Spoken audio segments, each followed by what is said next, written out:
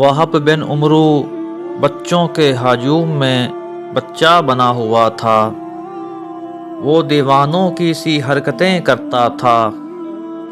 बिला आखिर एक वीराने में आन उतरा। वो बच्चों के साथ साथ दौड़कर हाँप गया था और कुछ थकावट भी महसूस कर रहा था। वो अपने आसा के फर्जी घोड़े पर से उतरा और बच्चों से बोला, मेरा घोड़ा थक गया है, इसे भूख भी लगी है, अब ये आराम करना चाहता है। इसने आसा को घोड़े के तरफ चमका कर खंडर की शिकस्ता दीवार के साथ खड़ा कर दिया। बच्चे खिलखिलाकर हंस पड़े। इसे वहब, क्या तुम्हारा घोड़ा घास खाता है? हाँ, ये तुम्हारी अकल के साथ हर रोज घास चरने जाता है। वहब ने शौकी से जवाब दिया। अच्छा, और ये पानी भी पीता है? एक और शरीर बच्चे ने सवाल किया। हाँ, ये पानी भी पीता है, मगर तुम्हारे खलीफा के पैमाने में। वहब हंसा। बच्चे भी इसकी हंसी में शरीक हो गए और मचल मचल कर बोले, ए वहाब, हमें भी अपने घोड़े की सवारी कराओ। वहाब ने इन्हें परे धकेला। खबरदार, कोई करीब ना आए, मेरे घोड़े का मिजाज शहाना है। किसी को लात मार दी तो मुझे ना कहना। बच्चे हंसने और तालियां बजाने लगे। वहाब ने दीवार के साथ टेक लगा ली और गहरा सांस लेकर बोला, अच्छा दोस्तों, अब मुझे कमर सीधी करने दो और तुम अपने अपने घर को जाओ। बच्चे कुछ देर इसके साथ छेड़खानी करते रहे। जब वहाब ने इनकी तरफ कोई तवज्जो नहीं दी तो वो एक एक करके अपने अपने घरों को लौट गए। वहाब ने इस खंडर में डेरा जमा लिया। इसके घर वाले परेशान हुए। इसके अजीज रिश्तेदारों के इकट्ठे हुए और लोगों से पूछते मालूम करते इसी खंडर तक आ पहुँचे जहाँ वहाब ने बसेरा किया हुआ था। देखा कि वो नंगी ज़मीन पर अपने बाजू का तकिया बनाए चैन की नींद सो रहा है। इसकी ये हालत देखकर इसके अजीज़ों की आंखों में आंसू आ गए। कुछ इजहार अफसोस करने लगे। एक ने झुककर इसका शाना हिलाया। वहाब, उठो, जनून की इस नींद से जागो, आंखें खोलो। वहाब होशियार हुआ और इसने नींद से भरी आंखें खोलकर अपने चारों तरफ जमा शनासा चेहरों को देखा, जिन पर दुख और तफक्कर की लकीरें थीं। वो हमदर्दी से इसकी तरफ देख रहे थे। क्या बात है? वहाब ने उठकर बैठते हुए कहा। वहाब, उठो, घर चलो। एक अजीज ने करीब बैठकर इसकी आबा से गिर्द झाड़ते हुए कहा, ये भी तो घर है। वहाब ने खंडर की टूटी हुई दीवारों की तरफ इशारा किया। भला इसमें क्या कमी है? ना हमसाये का झगड़ा, ना माले के मकान का खौफ, ना दरबान की मुसीबत, न चोर का डर। कैसी बातें कर रहे हो वहाब? कोई उनसियत से बोला। मैं तुम्हारी ज़बान ही तो बोल रहा हूँ। वहाब ने जवाब दिया। तुम्हारी तबीयत तो ठीक है? कोई बोला। मेरी तबीयत बिल्कुल ठीक है, मैं बहुत मज़े में हूँ। वहाब ने कमाल बेनियाजी से जवाब दिया। नहीं, तुम बीमार हो, तुम्हें इलाज की ज़रूरत है। किसी अजीज़ ने इसे समझाने की कोशिश की। बीमार तो सब ही हैं, इलाज की किसी को ज़रूरत नहीं। वहाब हंसा और राजदारी से बोला, तुम खुद ही कहो, क्या खलीफा, क्या वजीर, क्या कोतवाल और क्या दारोगा, इनमें से कौन है जिसे इलाज की ज़रूरत नहीं? हमारी बात समझने की कोशिश करो। یہ جگہ تمہارے شان و شیان میں نہیں۔ اس کے رشتہ دار پریشان ہو گئے، بھلا یہ میرے شیان شان کیوں نہیں؟ یہ خلیفہ کے محل سے تو بہتر ہے کہ روز حشر مجھ سے اس کے بارے میں کوئی باز پرس تو نہیں ہوگی۔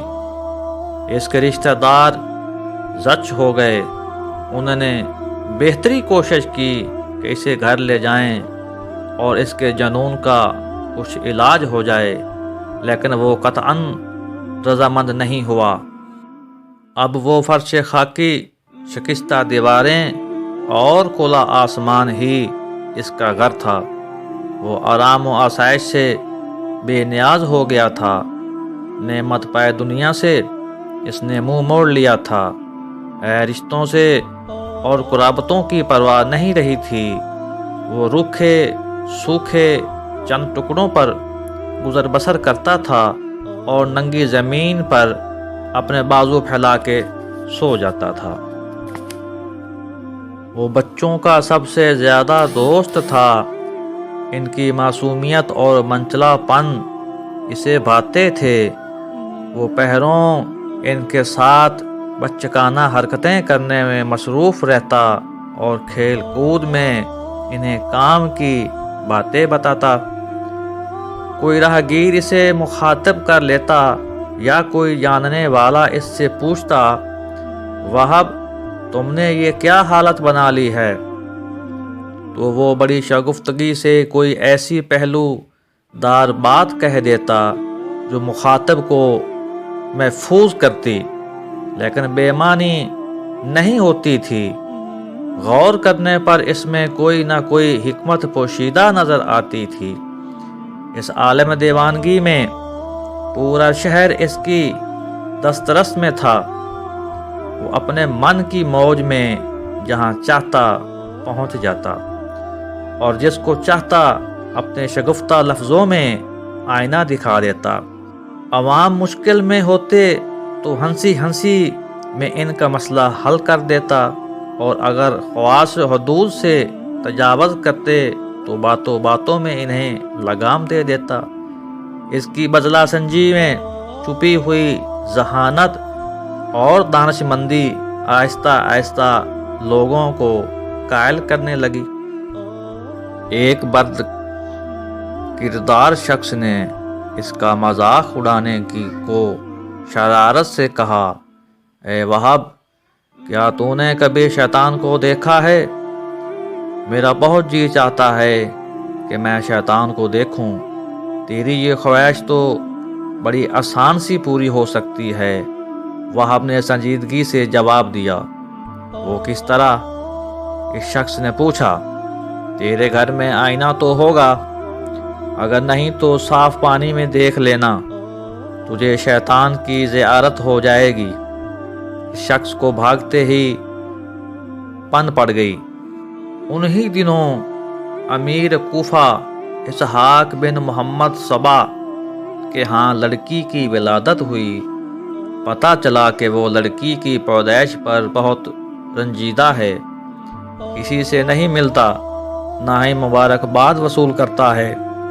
وہب کو خبر ہوئی تو وہ اپنی گدڑی شانے پہ ڈالے اس کے ہاں پہنچا اور بولا، اے اسحاق، میں نے سنا ہے کہ تو لڑکی کی پیدائش پر بہت افسردہ ہے، نہ کھاتا ہے نہ پیتا ہے، کیا کروں، دل ہی نہیں چاہتا۔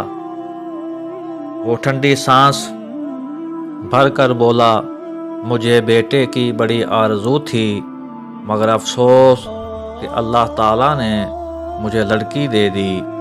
کمال ہے، وہب نے بے ساختہ کہا، تو اس پر راضی نہیں کہ اللہ نے تجھے صحیح و سالم بیٹی دی ہے؟ اگر وہ تجھے مجھ جیسا پاگل بیٹا دے دیتا تو پھر؟ اسحاق کو اس کی بے ساختگی پر ہنسی آ گئی، لیکن وہ اس کی تہ میں چھپی ہوئی حکمت کو جان گیا اور خدا کا شکر بجا لایا، اپنا سوگ توڑا اور لوگوں کو اجازت دی کہ وہ اس کے پاس تبریک پیش کرنے کے لیے آئے۔ وہ اپنی دیوانگی کے باوجود نماز کے وقت مسجد میں پہنچ جاتا تھا۔ ایک روز ابھی اس نے جوتے نہیں اتارے تھے کہ اس نے ایک شخص کو دیکھا کہ وہ اس طاق میں ہے کہ اس کے جوتے چرائے۔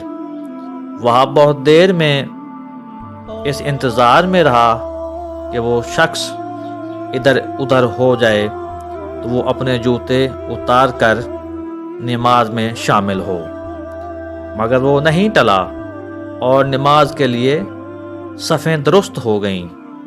وہاب نے آؤ دیکھا نہ تاؤ دوڑ کر آگے بڑھا اور جوتوں سمیت ہی نماز کے لیے کھڑا ہو گیا۔ اس شخص نے مایوس ہو کر اسے ٹوکا، اور دیوانے یہ کیا کر رہے ہو؟ جوتوں سمیت نماز میں نہیں ہوتی، نماز نہیں ہوتی تو نہ ہو، مگر جوتے تو ہوتے ہیں۔ وہاب نے جواب دے کر نیت باندھ لی۔ وہ گلیوں اور بازاروں میں اپنے معصوم ساتھیوں کے ساتھ چہلیں کرتا پھرتا، کہیں کوئی غیر معمولی بات دیکھتا تو وہیں رک جاتا اور اپنی بزلا سنجی سے لوگوں کو ہنسنے مسکرانے پر مجبور کر دیتا۔ ایک روز وہ اپنے شریر ساتھیوں کے ساتھ بھاگا جا رہا تھا کہ اس نے سرے بازار ایک مجمع لگا ہوا دیکھا۔ اس نے اپنی چھڑی کھٹکھٹائی، لوگوں کے کندھے دبائے، کسی کی بغل میں جھانکا، کسی کو پرے ہٹایا اور ہجوم کے درمیان سر جا نکلا۔ لوگوں نے اسے دھکے دیے، برا بھلا کہا، لیکن اس نے پرواہ نہیں کی۔ دیکھا کہ شہر کا داروغہ ایک عجیب دعویٰ کر رہا ہے۔ اے لوگو، میری بات غور سے سنو، میں ایک ایسا ہوشیار آدمی ہوں کہ مجھے کوئی دھوکہ نہیں دے سکتا۔ بے شک داروغہ جی، آپ بالکل درست فرماتے ہیں۔ مرحبا کیا کہنے، داروغہ کا دعویٰ بالکل حق ہے۔ کسی کی کیا مجال کہ داروغہ صاحب کو دھوکہ دے سکے۔ مجمع میں سے ایک اس کے خوشامدی بانت کی بولیاں بولنے لگے۔ ہر طرف سے داد و تحسین کے نعرے بلند ہو رہے تھے۔ وہاب نے اپنی چھڑی زمین پر زور سے مار کر انہیں اپنی طرف متوجہ کیا اور بولا، داروغہ جی، مجھے بھی کچھ کہنے کی اجازت ہے؟ اچھا تو تم بھی بولو گے، بولو کیا کہتے ہو؟ اس نے نحوست سے کہا۔ وہاب نے سنجیدگی سے کہا، داروغہ جی، گستاخی معاف، یہ دیوانہ آپ کے اس دعوے کو چٹکیوں میں باطل کر سکتا ہے، مگر یہ کوئی ایسا مفید کام نہیں جس پر وقت ضائع کیا جائے۔ اس کی صورت دیکھو ذرا اور اس کا دعویٰ دیکھو۔ کس نے تمثیل سے کہا، او دیوانے، داروغہ صاحب کی عقل کے سامنے بھلا تیری کیا حقیقت ہے؟ کسی اور نے آوازہ کیا۔ داروغہ نے مونچھوں کو تو دیا، ہاں، تم جیسا پاگل تو مجھے ضرور دھوکہ دے سکتا ہے۔ میں پاگل ہوں یا کچھ؟ اگر مجھے اس وقت ایک ضروری کام نہ ہوتا تو میں آپ کو اسی وقت ایسا جھانسا دیتا کہ آپ اور آپ کے یہ چمچے ہمیشہ یاد رکھتے۔ بڑی اونچی ہواؤں میں ہوں میاں دیوانے، مجھے کوئی جلدی نہیں ہے، میں یہیں بیٹھا ہوں، تم اپنا کام کر کے واپس آؤ اور اپنے دعوے کو ثابت کرو۔ داروغہ نے ڈٹ کر کہا۔ وہاب نے اپنی چھڑی سنبھالی اور عجلت میں یہ کہتا ہوا مڑا، داروغہ صاحب، اب اپنے وعدے سے پھر مت جائیے گا، یہیں میرا انتظار کیجیے گا۔ بس گیا اور آیا، وہ جس طرح مجمع میں آیا تھا اسی طرح باہر نکل گیا۔ داروغہ پھر اپنی شیخی بگھارنے میں مصروف ہو گیا۔ اس کی خوشامد بڑی بڑی داد دینے لگے۔ کافی وقت گزر گیا، داروغہ بے چین ہوا، کافی دیر ہو گئی اور وہ دیوانہ پلٹ کر نہیں آیا۔ لوگوں نے بھی محسوس کیا کہ وقت گزرتا جا رہا ہے اور وہاب کا دور دور تک کوئی پتہ نہیں، مگر انہوں نے داروغہ کو تسلی دینے کی کوشش کی۔ داروغہ جی، وہ ہے بھی تو دیوانہ، راہ میں کہیں بچوں کے ساتھ کھیل میں لگ گیا ہوگا۔ کچھ اور وقت گزرا لیکن وہاب واپس نہیں آیا۔ مجمع میں چہمگیاں ہونے لگیں، آنکھوں میں اشارے ہونے لگے، کچھ ہونٹوں پر مسکراہٹیں بھی نمودار ہوئیں۔ بعد لوگ اکتا کر گھروں کو جانے لگے۔ داروغہ کو بھی اندازہ ہو گیا کہ پاگل وہاب اسے پاگل بنا کر چلا گیا ہے اور اب وہ پلٹ کر نہیں آئے گا۔ وہ خجل ہو کر بڑبڑایا، یہ پہلی بار ہے کہ مجھے کسی نے دھوکہ دیا ہے، اور وہ بھی ایک دیوانے نے۔ مجمع میں سے کسی نے بے ساختہ کہا تو کہکوں سے فضا گونج اٹھی۔ جلد ہی وہاب کی اس بزلا سنجی، شوخی، ذہانت اور شگفتہ دانش مندی کا سارے شہر میں شہرا ہو گیا۔ اس کی دیوانگی میں چھپی ہوئی فرزندگی اور اس کی پاگل پن پوشیدہ ہوش ربا حقائق نے عوام کو اس کے قریب کر دیا۔ وہ نہ کسی کو ستاتا تھا، نہ پریشان کرتا تھا اور نہ نقصان پہنچاتا تھا، البتہ اپنے جنون میں اپنی دانشمندی کو چھپائے ہر وقت لوگوں کی مدد کرنے کو تیار رہتا تھا۔ جلد ہی وہ بغداد کا ایک ایسا پسندیدہ کردار بن گیا کہ لوگ اس کے گرویدہ ہو گئے اور محبت سے اسے بہلول کہنے لگے، جس کے معنی ہیں ہنس مکھ، خوبصورت اور نیکیوں کا مجموعہ۔ بہلول کا لفظ عموماً چٹکلے باز، حاضر جواب اور سچے لوگوں کے لیے استعمال ہوتا ہے۔ رفتہ رفتہ یہ نام یوں زبان زد عام ہو گیا کہ اس کا اصل نام فراموش ہو گیا۔ اب کوئی بھی اسے وہاب نہیں کہتا تھا، وہ سب کے لیے بلہول تھا اور سب کا بہلول تھا۔ اس کی دانائی اور حکمت نے اسے ایک پاگل اور دیوانے سے بڑھ کر عاقل و دانا مشہور قرار دیا۔